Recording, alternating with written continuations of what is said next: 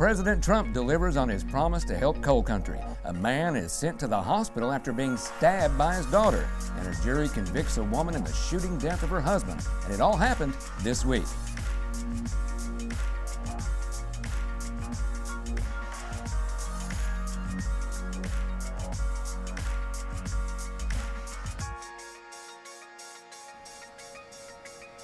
Welcome everyone to This Week. For the next half hour, we'll catch you up on news you may have missed and give you updates on the week that was in your hometown. Coal miners and their families in Appalachia have watched for years as strict environmental regulations have killed thousands of related jobs. Many had hopes that after President Trump took office, things would change. And recent actions in Washington are giving some hope to those looking for a rebound. Recently, the United States Senate passed a measure to overturn the stream buffer rule, an anti-coal regulation President Obama filed just before leaving office. And in a video conference Thursday with EKB News, U.S. Senate Majority Leader Mitch McConnell said this new pro-coal administration is making it a priority to overturn as many anti-coal regulations as they can. And this was a last effort to put as many coal miners out of work as they possibly could before they left office. Fortunately, we have a tool to overturn that. Overturning this rule doesn't mean we're going to have, more streams that are polluted. This was not about that.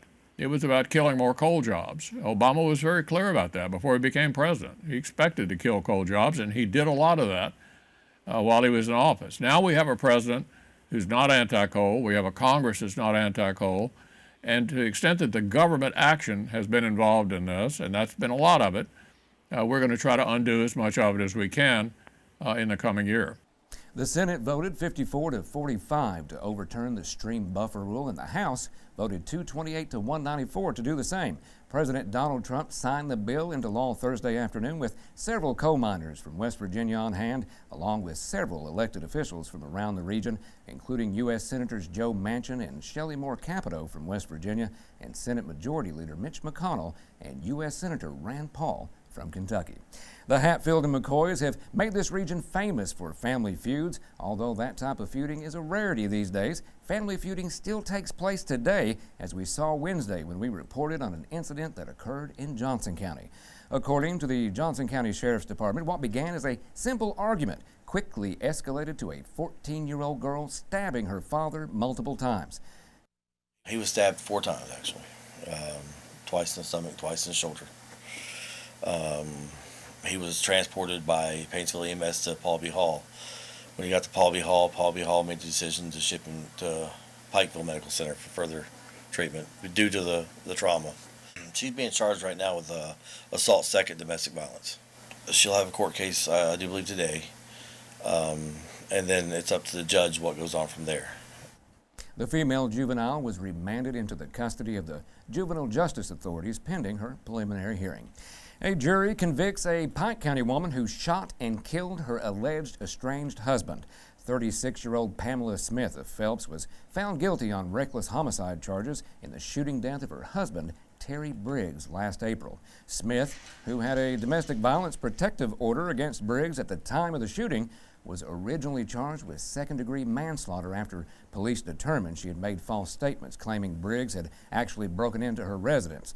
Pike Commonwealth's attorney Rick Bartley told EKB News in a previous interview that Briggs had actually been seeing and staying with Smith at the time Smith shot him 4 times. Smith's defense attorney Tommy May said although a guilty verdict was handed down, when he was satisfied with the outcome given the difficulties in the case. In accordance with a post-verdict sentencing agreement reached between Bartley and May and accepted by Smith, Smith was sentenced to 2 years in jail. She faced a potential sentence of up to 5 years in prison on the reckless homicide charge and originally faced up to 10 years in prison on the second-degree manslaughter charge. She was remanded into the custody of the Pike County Detention Center and will be eligible for parole in less than 3 months. A Knott County man has pleaded guilty to producing child pornography. 44-year-old Willard Dean Hall of Mousy appeared in U.S. District Court in Pikeville Tuesday to enter a plea as part of an agreement with prosecutors. As part of that agreement, Hall pleaded guilty to 1 count of producing child pornography, under the condition that other charges of producing, receiving, and possessing child pornography will be dismissed. In that plea agreement, Hall admitted to posing as a 15-year-old boy on Facebook and convincing a 12-year-old girl to send him nude pictures. With the plea, Hall now faces a prison sentence of between 15 and 30 years in prison, plus a fine of up to $250,000. He'll be back in court for sentencing on May 16th. While that case is drawing to a conclusion, another case involving allegations of child pornography is just beginning. Tuesday night, a Lawrence County man was arrested on charges of distributing and possessing child pornography. 43-year-old Timothy Scott of Fallsburg was arrested by Kentucky State Police Tuesday evening after police conducted a search at his residence that afternoon. The raid was prompted by an online tip. Hall remains lodged in the Big Sandy Regional Detention Center. Similar news continued to make headlines this week as a Knott County man is facing a life sentence after being convicted in a federal trial Wednesday. 53-year-old Freddie Kennedy Jr. of Sassafras was one of 12 people indicted on charges related to an oxycodone distributing conspiracy in Knott and Perry counties. He was also charged with numerous counts of aggravated child sexual abuse and crossing state lines with a minor for criminal sexual activity. According to the indictment, Kennedy transported as many as 4 underage girls to out of state for sexual purposes.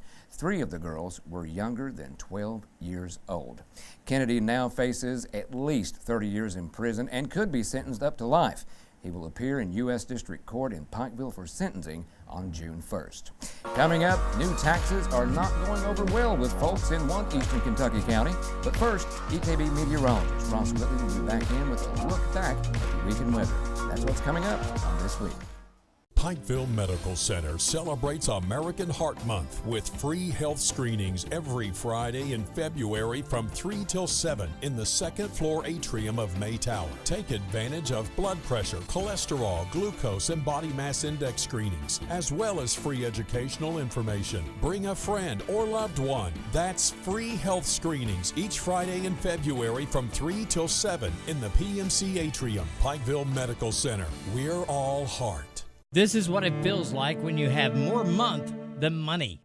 And this is what it feels like when you let Speedy Cash help. Hi, this is Linda Keynes at Speedy Cash. We know better than anyone that sometimes you just come up short on bills, supplies, or whatever the case may be. At Speedy Cash, we can help with specials for first-time customers, and all transactions are confidential, and all checks are held for 30 days. Call me today for a location near you. If you need cash fast, it's Speedy Cash.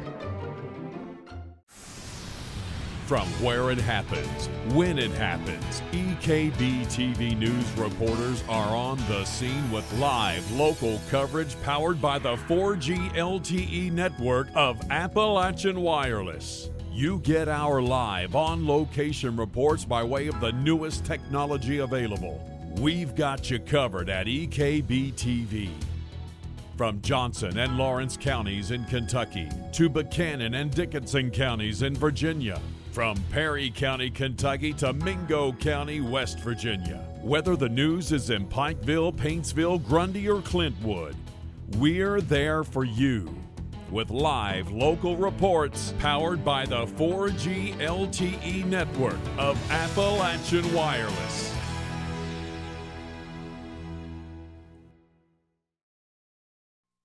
Welcome back. I'm meteorologist Ross Whitley. We're going to take a look back at this past week for weather, and it wasn't without its changes.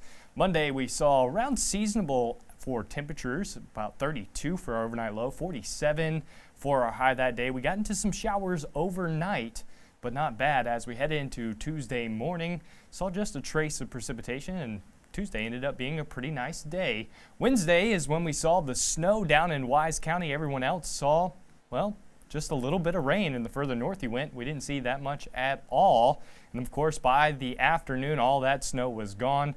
Thursday, clouds held our temperatures down, only got to a high of 42 and a low overnight of 29. And for Friday, a high of 69 degrees. It was a wonderful day out there. Temperatures well up into the upper 60s. And of course, let's look back at the Wise County snow that we saw Wednesday night. This was what we saw early in the morning as we woke up around 8 o'clock. Look at the trees, nice dusting of snow there. About a half-inch fell across parts of Wise County, and by the afternoon, we saw all of that gone. It was just nice and clear, just a few clouds out there. And looking the opposite direction, we got more snow, nice frosting of the trees, and about quarter inch to a half inch. And again, once again in the afternoon, we're seeing, well, plenty of clear skies and no snow on the ground.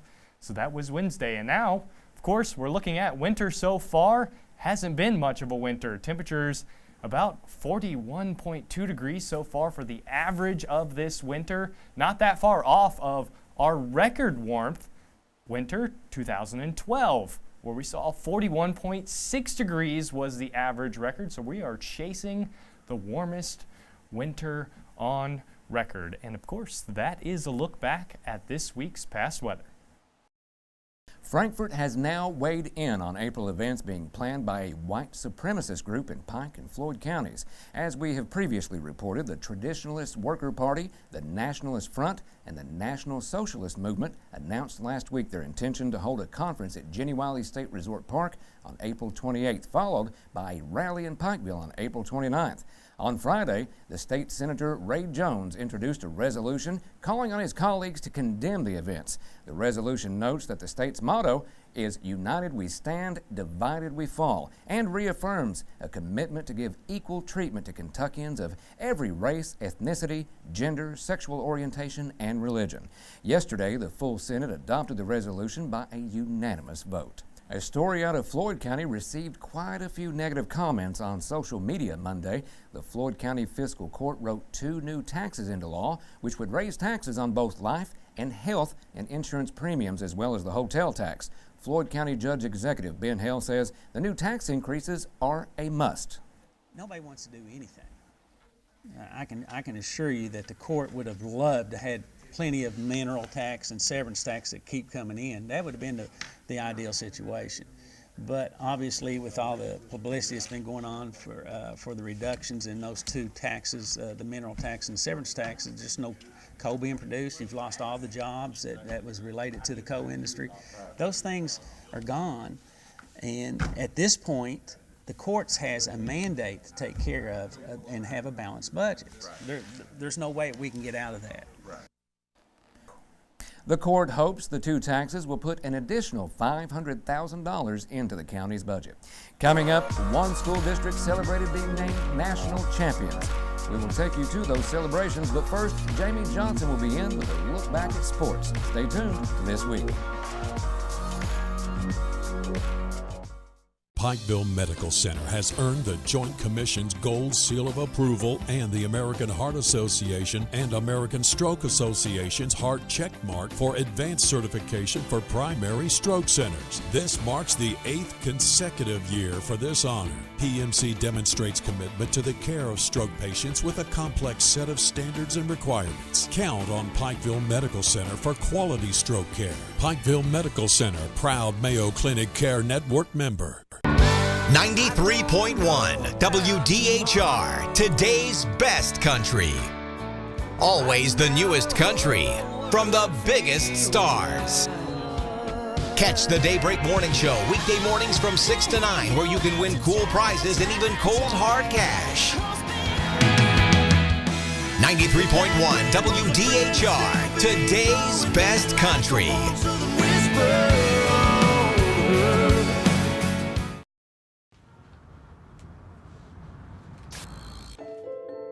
In times of joy, in moments of grief, we are there. When the world looks for truth, broadcasters come through, even when all else fails. Today, with more ways than ever to experience the moments that transform our lives, Americans still choose broadcast television and radio more than all other media combined. Television and radio are still the most trusted sources for news and entertainment. And our web and social sites are among the most visited sites in our daily lives.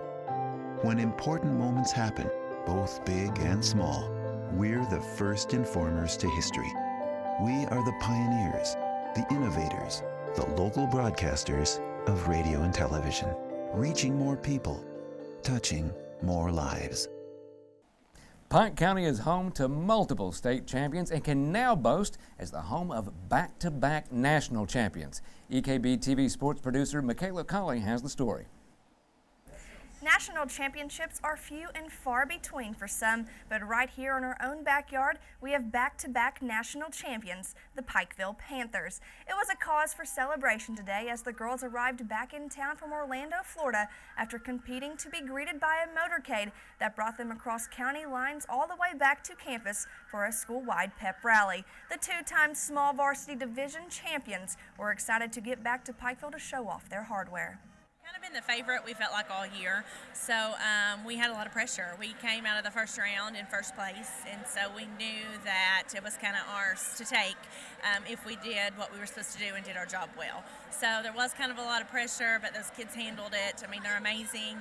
A lot of them, actually all of them, this is their second, at least, national title. So they were born to do this kind of thing, and they handled the pressure well.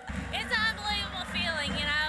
We as seniors have now won 2 national titles, and it just doesn't even seem real, like it's not even imaginable. It's great knowing that I can go my last 2 years knowing that I'm the national champion. School system, the administration, the parents. We actually had more people from the community in Florida this year than we've ever had. And the kids could tell that. They kind of kidded after it was over and said, "Oh, I didn't yell in the cheer because I knew so many people were there and were doing it for me," and kind of caught their breath. So we have an amazing community. It started, weeks leading up to when we left. We were invited to churches. Living in a small town, especially times like this, is amazing. It just lets us know that everybody in our community supports what we do and how hard we work. It makes what we do at practice and everything just worth it, coming back here and watching everyone support us and stuff. It was a big championship week in sports here locally for a couple of communities, Prestonsburg and Pikeville. First, it began on Sunday afternoon with Adams Middle School in Prestonsburg winning the Kentucky Boys 8th grade state basketball championship. And those boys, head coach Dougie Hopkins and the crew, they were honored by the Prestonsburg City Council on Monday night. Just kind of had a feeling that, we got this, and next thing you know, we won with 65-35. So just getting to the finals was just something I would never even imagine. We come into the finals, we played Meese, who had won it the 2 previous years, who was an overwhelming favorite to win it. We was up, 14 at halftime, I think, 14 at halftime, and you just kind of get that feeling, and then we kept going and finally won by 22. So it's just, I don't know, it happened so fast that you really didn't have time to think about it. It's all going so fast and everything. I think coaches, only probably once in a lifetime do you actually get to win your last game of the season, because you have to be a state champion. And this is a special feeling for these guys. I'm just glad we won. I felt pretty good. I'm just excited about the ring. 1, 2, 3, brothers!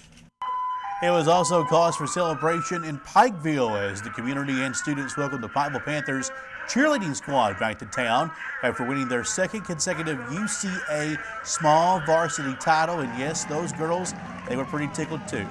Kind of been the favorite, we felt like, all year, so we had a lot of pressure. We came out of the first round in first place, and so we knew that it was kind of ours to take if we did what we were supposed to do and did our job well. So there was kind of a lot of pressure, but those kids handled it. I mean, they're amazing. A lot of them, actually all of them, this is their second, at least, national title. So they were born to do this kind of thing, and they handled the pressure well. It's an unbelievable feeling, We as seniors have now won 2 national titles, and it just doesn't even seem real, like it's not even imaginable. It's great knowing that I can go my last 2 years knowing that I'm the national champion. School system, the administration, the parents. We actually had more people from the community in Florida this year than we've ever had. And the kids could tell that. They kind of kidded after it was over and said, "Oh, I didn't yell in the cheer because I knew so many people were there and were doing it for me," and kind of caught their breath. So we have an amazing community. It started, weeks leading up to when we left. We were invited to churches. Living in a small town, especially times like this, is amazing. It just lets us know that everybody in our community supports what we do and how hard we work. It makes what we do at practice and everything just worth it, coming back here and watching everyone support us and stuff.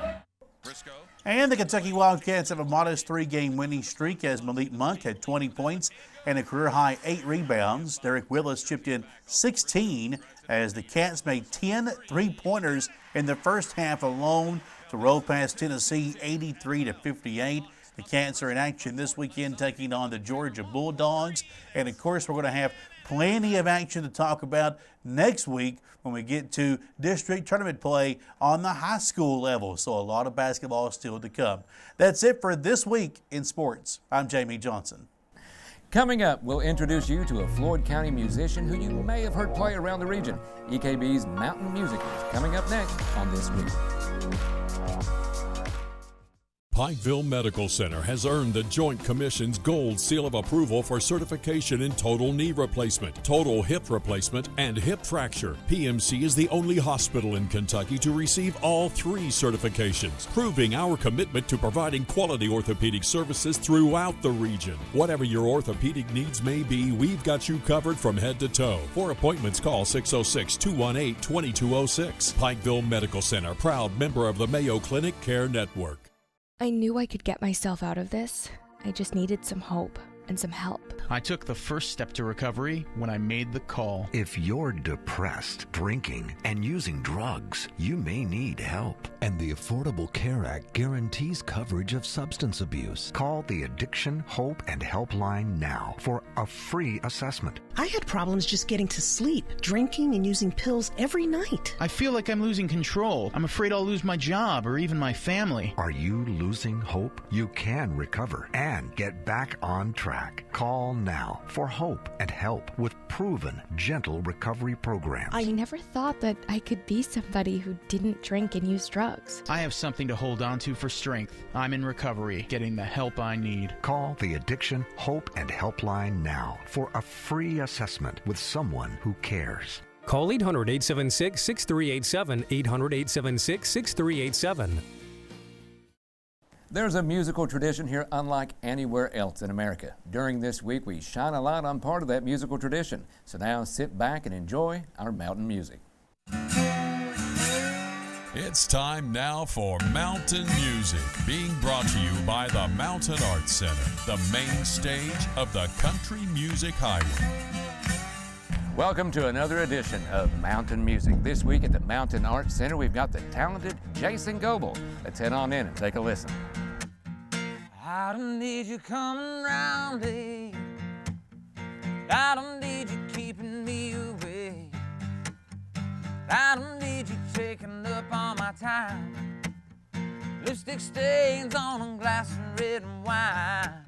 You know exactly what you're putting me through. And I don't need you, but I do. They say music is what feelings sound like, and although he didn't know it at the time, Jason says he experienced that at a very young age. One of my earliest memories of like having a song just kind of grab me and be like, oh wow, I was 5 years old. And it was the strangest thing. It was Randy Travis, Digging Up Bones was the song. And, you know, 5 years old with a little Big Bird record player, and I would sit with it and just over and over and over and over. I was obsessed with it. I don't need you in my bed. And I don't need you in my head. Jason never dreamed that playing music would have taken him to do and see so many different things. I'm doing my first 10-song CD. I've recorded a few times with different things along the way, but I've never done a 10-song CD like this. And so, yeah, you know, the other day, over the past weekend, I was playing in a boat thing at Rupp Arena. I was on the floor, and I was looking up, and I was thinking, you know, to just think music can take you all kinds of different places is pretty cool. I don't need you when I get home from work. Walking around in just my t-shirt. You know exactly what you're putting me through. And I don't need you, but I do. There's absolutely nothing that inspires more songs than relationships. I wrote that tune. It's called I Don't Need You, and it was kind of more of, I'd had the idea, and it's kind of the guy, he's got the girl, and he's telling himself he doesn't need her, but he's not really putting it into action, you know. I don't need you. but I do. I don't need you, but I do. Oh, I do.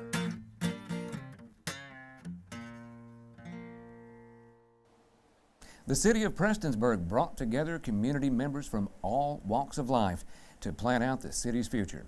The strategic planning session, facilitated by members of the Kentucky League of Cities, offered citizens an opportunity to examine the strengths and weaknesses of the city and begin plotting out a path to its future. We need input from everybody else out there. When I came in, I had a plan. My plan was to make Prestonsburg a place where you could live, play, and work in a safe, clean, peaceful environment. Now we need direction, economic development, tourism, education. We need our input from everybody in all these fields so we can get a plan. And the whole thing right now is we're heading in a direction.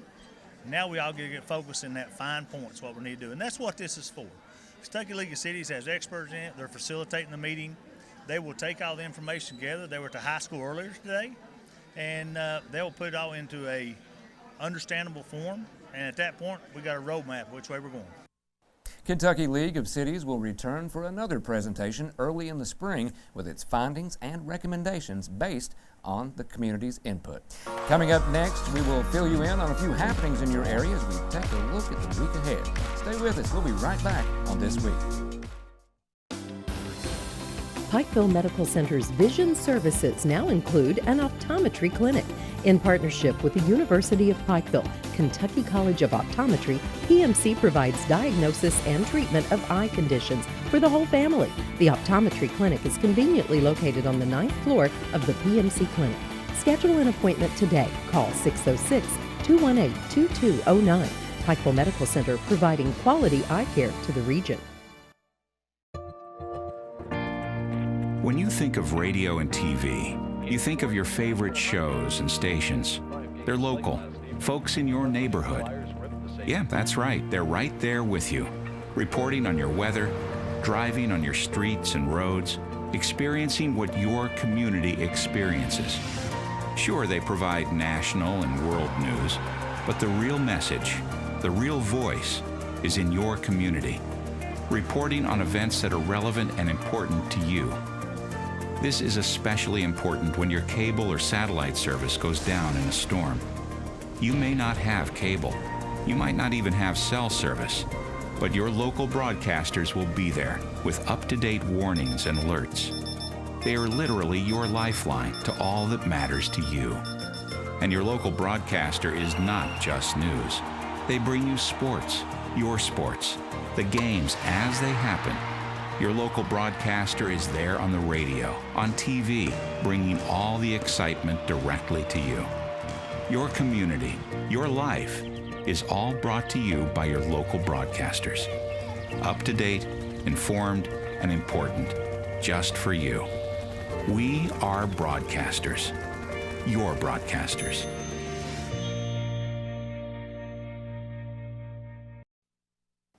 Here's a look at some events you may be interested in this week. Highlands Regional Medical Center's annual Ladies in Red event will take place Tuesday at the Ramada Inn in Paintsville.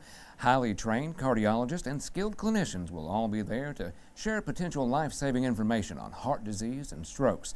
The event runs from 11 a.m. until 1 p.m. For more information, contact Danielle Franklin at the number listed on your screen. With the recent warm weather and spring just around the corner, gardening is probably on your mind. If so, this event may be for you. The 2017 Seed Swap at the Williamson's Farmers Market will take place on Thursday, beginning at 5:30 p.m. If you need more information, check out the group's page on Facebook. And the 4th annual Cause for Pause 10K, 5K, and 1 mile walk will take place Saturday, February 25th at the Williamson Fieldhouse. Registration begins at 9:30 that morning, with the race starting at 11. All proceeds will benefit Save Our Strays, Mingo County's only official non-for-profit, no-kill animal rescue group. I hope you enjoyed our look back at some of the stories that made headlines this week. Be sure to tune in next week at 6 p.m. right here on EKB TV. For This Week, I'm Sean Allen. Have a great weekend.